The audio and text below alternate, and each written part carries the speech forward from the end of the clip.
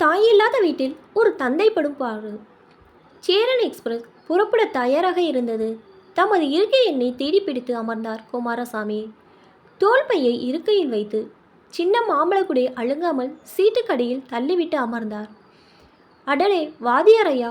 எதிர் சீட்டில் தென்பட்ட முத்துராஜா சிநேகமாக சிரித்தார். சௌக்கியமா அண்ணா? முத்துராஜாவின் மனைவி தமையந்தி வெகுவாக மகிழ்ந்தாள். நல்ல சௌக்கியமா? அடேப்பா, எவ்வளோ நாளாச்சு உங்களை பார்த்து. உங்கள் சன் வித்யாகர் எப்படி இருக்கான் சார்? நல்லா இருக்கான். அவனை பார்க்க தான் சென்னைக்கு போய்கிட்டு இருக்கிறேன். கல்யாணம் ஆயிடுச்சான்னா? ஆமாம்மா, இப்போ தான் ஒரு 6 மாதம் ஆச்சு. கல்யாணம் முடிஞ்ச கையோடு அமெரிக்கா போயிட்டான். போன வாரம் தான் சென்னைக்கு மாற்றலாகி வந்திருக்கான். அண்ணி செத்தப்ப வித்யாகருக்கு 10 வயசு இருக்கும். அம்மா எழுந்துருமா எழுந்துருமா என்று அவன் கதறின கதறல் இன்னும் கண்ணுக்குள்ளேயே இருக்கான்னா? ஆமாம் சார், எத்தனை பொண்ணு வந்துச்சு, எதையும் ஏறது பார்க்கலையே நீங்கள். ஒத்த ஆளை நின்று ஆளாக்கி பெரிய பெரிய படிப்பெல்லாம் படிக்க வச்சு உங்கள் மன உறுதி தைரியம் யாருக்கும் வராது. அதற்குள் டிடி செக்கிங்க்கு வந்துடவே பேச்சு வேறு திசைக்கு மாறியது. குட் நைட் சார், பிறகு பார்ப்போம் என்று சொல்லிவிட்டு படுத்து கொண்டார் குமாரசாமி. தமையந்தி சொல்வது சரிதான். வித்யாகருக்கு 10வது பிறந்த நாள் வந்த மறுநாள் தலைவலி ஜுரம் என்று படுத்தவள்தான் சிவகாமி. விஷ காய்ச்சல் அவளை ஒரேடியாக வாரிக்கொண்டு போய்விடும் என்று யார்தான் நினைத்தார்கள்? ஒரு வாரம் கூடி அழுத உறவுகள் ஒவ்வொன்றாக விலகி கொண்ட இரவு. சிவகாமியின் புடவையை விரித்து கொண்டு படுத்த பிள்ளையை பார்த்து மனசுக்குள் துக்கம் பொங்கியது குமாரசாமிக்கு. ஒரு வாரம் ஹோட்டலில் சாப்பிட்டார்கள். வித்யாகருக்கு வீதி கண்டு கொஞ்சம் சீரியஸ் ஆகி போனதும் ஆனது ஆச்சு என்று கரண்டியை கையில் எடுத்துட்டார் குமாரசாமி. சமயக்கண்டே போகாதவராச்சே. பாத்திர பண்டங்களை இனம் காணவே ஒரு வாரம் ஆனது. வித்யாகரை சாப்பிட்ட வைக்க அதைவிட சிரமப்பட்டார். தயிர் சாதவை, வேற என்ன வைக்க தெரியும் உனக்கு? எரிச்சலுடன் கத்துவான் வித்யாகர். தாயில்லாத பிள்ளைக்கு நாக்குக்கு ருசியா பண்ணி போட முடியாத பாவி ஆயிட்டனே என மனம் விரும்பி போவார் குமாரசாமி. சமைத்து பார் புத்தகம் வாங்கி தினுசு தினுசாக முயற்சி செய்வார். அக்கம் பக்கத்து பெண்கள் சக டீச்சர்களிடம் குறிப்புகள் கேட்டு வந்து பயந்து பயந்து சமைப்பார். பம்பிங் ஸ்டவ்விங் பர் என்ற சத்தமும் ஈர விறகின் புகையும் அவருக்கு ஒத்துக்கவே ஒத்துக்காது. தலைவலி வந்துவிடும். ஆனாலும் மகனுக்காக 2 வேளையும் சுட சுட சமைத்து போட தவறமாட்டார். நெய் விட்டு தாளிப்பார். தேங்காய் அரைத்து விடுவார். இடிச்சு பொடிச்சு தூவுவார். ஆனாலும் 1000 நொட்டா சொல்லுவான் வித்யாகர். நீ செய்கிற சப்பாத்தி வரட்டி மாறி இருக்கு, எனக்கு வயிற்ற வலிக்குது என்று முரண்டு பிடித்து மறுக்கும் அதே சப்பாத்தி குருமாவை சக வாதியார்கள் சூப்பராக இருக்கு சார் என்று ரசித்து காலி செய்யும்போது குமாரசாமிக்கு மனசு வலிக்கும். ஒரு முறை அவன் ஸ்கூலுக்கு கொடுத்து அனுப்பிய மாங்காய் சாதம் அப்படியே வைத்தபடி திரும்பி வரவே கோபத்தில் 2 அடி வைத்து விட்டார் குமாரசாமி. அதற்காக அவரிடம் கோபித்து கொண்டு பாட்டி வீட்டுக்கு பெங்களூருக்கு ஓடிவிட்டான். அவனை கெஞ்சி அழைத்து கொண்டு வந்தபோது இனி சாப்பாடு விஷயமா எதுவும் பேசக்கூடாது என முடிவெடுத்திருந்தார். குமாரசாமி நல்ல வேலையாக சென்னையில் காலேஜ், ஹாஸ்டல், அப்புறம் வேலை, அப்புறம் வெளிநாடு என நாட்கள் போய்விட எப்பாவது சேலத்துக்கு வந்து 1/2 நாள் 1 நாள் என தங்குவான். அவனுக்காகவே ஸ்பெஷலாக காளான் பிரியாணி, வடக்கறி என்று எல்லாம் செய்து பிரியமாக பரிமாறுவார். ஏதோ பேருக்கு வேண்டா வெறுப்பாக குறித்து விட்டு எழுந்து விடுவான் வித்யாகர். அந்த மகனை காணதான் ஆசையாக போய் கொண்டிருக்கார் குமாரசாமி. வித்யாகரின் ஃப்ளாட் விசாலமாக இருந்தது. வாங்க மாமா என்று முகம் மலர வரவேற்றாள் மருமகள் மானசா.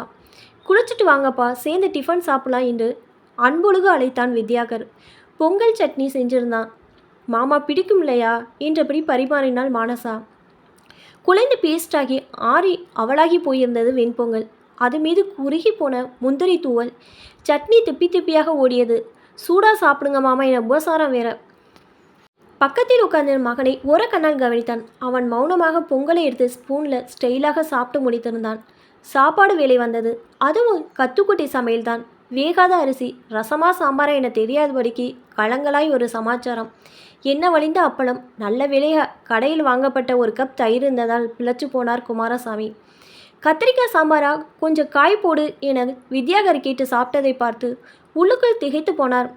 3 நாட்கள் பல்லை கடித்து கொண்டு தள்ளிவிட்டு ஊர் வந்து சேர்ந்தார் குமாரசாமி. வரும் வழியெல்லாம் வித்யாகர் பற்றிய கவலையை நீடித்தது. பாவம் என் புள்ள, எப்படியெல்லாம் கமாண்ட் அடிப்பான், என்ன செஞ்சாலும் குறை சொல்வான். இப்போ இப்படி எதுவும் சொல்லாமல் சாப்பிட்டு வைக்கிறானே, நாக்கு மரத்து போச்சாடா உனக்கு. மனசுக்குள் ஏதோதோ கேள்விகள் அலைமோத சங்கடமாய் உணர்ந்தார். உணர்ச்சிகளும் உறவுகளும் கூடிப்பிறந்த இரட்டையர்கள் போல குமாரசாமி என்ன நினைப்பில் தவித்து கொண்டிருந்தாரோ அதே நினைப்பில் வித்யாகரையும் தவித்து கொண்டிருந்தது. அலுவலக விஷயமாக கோவை வந்தவன் அடுத்த பஸ் பிடித்து சேலத்துக்கு கிளம்பினான். அப்பா கோயமுத்தூரில் ஒரு கிளைண்ட் மீட்டிங், இதோ முடிஞ்சிருச்சு, உங்களை பார்க்க வரேப்பா. மொபைலை சுருக்கமாக முடித்துவிட்டு சீட்டில் சாய்ந்து உட்கார்ந்தான். தோளில் டவலும் கையில் கரண்டியுமாக சமையலறையில் அப்பா வேலை செய்யும் காட்சி மீண்டும் மீண்டும் தோன்றி மறைந்தது. பாவம் அப்பா. அம்மா செத்தப்ப 40 வயசு தான். எனக்காக 2ஆம் கல்யாணமே பண்ணிக்காம தன் ஆசைகளை துறந்தாரே, ரியலி கிரேட். இப்போ கல்யாணமான இந்த வயசில் தான் அது எவ்வளோ பெரிய தியாகம்னு புரியுது. அது மட்டுமா, நான் திருப்தியாக சாப்பிடணுன்னு அவர் எப்படியெல்லாம் கஷ்டப்பட்டு சமைச்சார், எவ்வளோ தவிச்சு பரிமாறினார். ஆனால் நான் எப்படியெல்லாம் அவரை கடுப்படிச்சிருக்கேன். அம்மா இல்லாத வெறுமை, ஸ்கூலுக்கு கணக்கு வாத்தியார் மேலே இருந்த ஆத்திரம், பசங்க கிட்ட ஃபுட்பால் தோட்ட எரிச்சல், விஜய் படத்துக்கு டிக்கெட் கிடைக்காத வெறுப்பு, சைக்கிளை தொலைச்ச குற்ற உணர்வு, இதை எல்லாத்தையும் சாப்பாடு மேலே காட்டுறதா நினச்சி உங்கள் மேலே தான்ப்பா காட்டியிருக்கேன். சாரிப்பா, சாரி. இப்போ தான் என்னோட தப்பு புரியுது. எவ்வளோ பெரிய முட்டாள் நான். உங்களை எவ்வளோ நோகடிச்சிட்டேன். எனக்காக மானசாவோட மகா மட்டமான சமையலை கூட பொறுத்துக்கிட்டீங்களே. You are really great. என்னை மன்னிச்சிடுங்கப்பா. நீங்கள் உண்மையிலே நல்ல குக். அன்பும் பாசமாக சமைக்கிற உங்கள் கைமணம் வரவே வராதுப்பா. இப்படியெல்லாம் சொல்லி அவரது தோளில் சாய்ந்து அழுவ வேண்டும். இந்த முறை வெக்கமே படக்கூடாது என்று நினைத்தபடி வீட்டுக்குள் நுழைந்தான் வித்யாகர். வாப்பா வா, ரொம்ப சந்தோஷப்பா. கைகள் நடுங்க அவன் கன்னத்தை வருடினான் குமாரசாமி. ராஜா, சாப்பிட்டியாப்பா? இல்லைப்பா, உங்கள் கையால் சாப்பிட்ணும். அடி சக்கர், எல்லாம் ரெடியாக இருக்குது. பரிமாற எழுந்தவரை தடுத்து உட்கார வைத்தான். தட்டு எடுத்து தானே பரிமாறி பிறகு சாப்பிட உட்கார்ந்தான். மல்லிகைப்பூ போல சாதம், கமகமர்த்த முள்ளங்கி சாம்பார், சேனைக்கிழங்கு ரோஸ்ட், தளர பிசைந்து உருட்டி வாய் நிறைய அழைத்து கொண்ட வித்யாகர் தலையை ஆட்டிக்கொண்டே சொன்னான், ரொம்ப நல்லா இருக்குப்பா. அவன் சொல்ல வந்த அத்தனை வார்த்தைகளும் நெஞ்சுருகி கேட்க நினைத்த மன்னிப்பும் அந்த ஒற்றை வாசகத்தில் அப்பட்டமாய் வெளிப்பட நெஞ்சுருகி நின்றது கனிந்த தந்தையுள்ளான். இப்போ தான் என்னுடைய சேனல் ஃபஸ்ட் டைம் பார்க்குறீங்கன்னா சப்ஸ்கிரைப் பண்ணிக்கோங்க. பக்கத்தில் இருக்க பெல் ஐக்கானை ப்ரெஸ் பண்ணிக்கோங்க. அப்போ தான் நான் ஒவ்வொரு தடவை வீடியோ போடும்போதும் உங்களுக்கு நோட்டிஃபிகேஷனில் வரும். தேங்க்ஸ் ஃபார் வாட்சிங்.